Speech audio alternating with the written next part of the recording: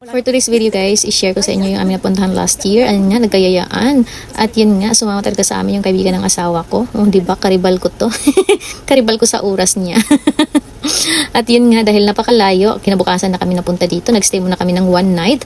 Ayan, at saka kami nagpunta ng napakaaga. Oh, diba? Dahil napakalayo kasi talaga ng lugar. Ayan, at dito na nga kami guys. Ito yun. At na-timing nga na umuulan kaya ayan, basa-basa pa yung sand.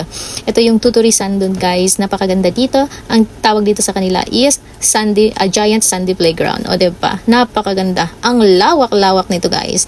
At dahil nga naulan, ayan, medyo mabasa-basa. O diba? At dahil nga first time natin dito, pero di talaga. This is my second time around. Ayan, lakad-lakad guys. At dahil nga andyan yung kaibigan niya, lagi akong nasa huli.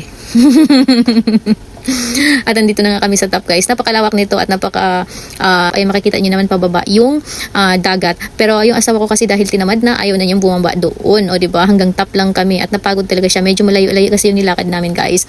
At ayan nga, yan, after nung makita doon sa top, bumalik na nga kami dito sa harap, umuwi na nga kami at may pupuntahan pa kami. May mga activity kasi dito guys at ayun nga, kinonvince niya akong sumakay dyan, o diba? Picture lang.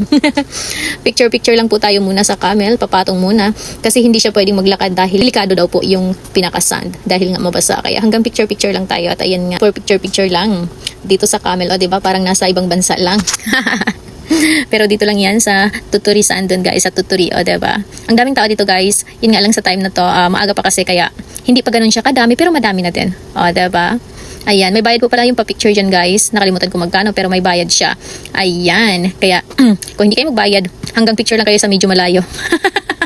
At may iba pa dito activities guys, meron yung paraglide, yun nga lang, gusto ko sana yun, kaso nga lang, bago pala magpunta dito, dapat nakabook na ng appointment, kasi pag hindi nila nilalabas yun. Cable car guys, ito yan nga yung presyo, ayan, bilhin mo tayong ticket para tayo makasakay, o diba? Para mga bata lang, experience lahat, o diba? Ayan, pag nalaglag ka dyan, diretso ka dyan sa baba yung main road ng lugar, o diba? Pagdating dun sa top guys, meron naman kayong makita dito na, doon na, ayan, mga bilihan ng souvenirs. Ayan, o diba? Ang dami ditong pwedeng pagpilian guys, kaya explore nyo lang yung lugar. Kaya sa mga gustong punta dito sa Tuturi, na ito yung pinaka best na place na mapuntahan nyo guys. Ang ganda dito talaga. Pili-pili ng mga pampasalubong, o diba? Napakadaming pwedeng pagpilian guys, malula ka sa dami. Pero pag wala kang bitbit na pera, ay nako, hanggang tingin ka lang. Hanggang tingin ka lang. At ang dami din po dito mga kain guys na pwedeng pang pasalubong. May mga pre-taste din. Kaya ako nga nabusog ako sa pre-taste nila. Sa sobrang dami ng pagkain, ang dami nang nagpa-pre-taste, ayan, nabusog talaga ako dyan. Grinab ko na syempre. Grab ko na para matikman ko kahit hindi ako bibili. Pero syempre bumili po tayo dyan. Yun nga lang, hindi natin binili lahat yan kasi napakadami po talaga ng pwedeng pagpilian dito guys, o diba? Ayan, yung asawa ko naman ay bumili ng mga key holder para dun sa kanya mga kasama at pinalagyan na din po niya ng name, o diba? Ang daming pwedeng pagpilian dito guys. Sa mga mahilig po dyan sightseeing, nako, dito kayo magpunta guys. Nakaka-refreshing din dahil nga lakad-lakad ka lang, wala kang iisipin, tingin-tingin sa mga gandang lugar, o diba? Napakaganda guys, lalo na dito sa pinaka-top, tapos makita mo yung dagat. Ako talagang gusto kong magpunta dun sa pinakababa sana, yun nga lang talaga yung asawa ko is ayaw. Ayan, diba? Ang ganda. Ayan, and that's all guys, thank you, bye. Nilakad natin, hindi naman sobrang taas pero talagang hihingalin ka. Ayan, tapos yung pababa is dagat. Ayan po. Ang ganda. Ang ganda ng lugar. Tourist spot po dito sa Tuturi. Kahapon kami nagpunta dito pero gabi na kami nakarating kaya ngayon lang kami napunta. Ayan.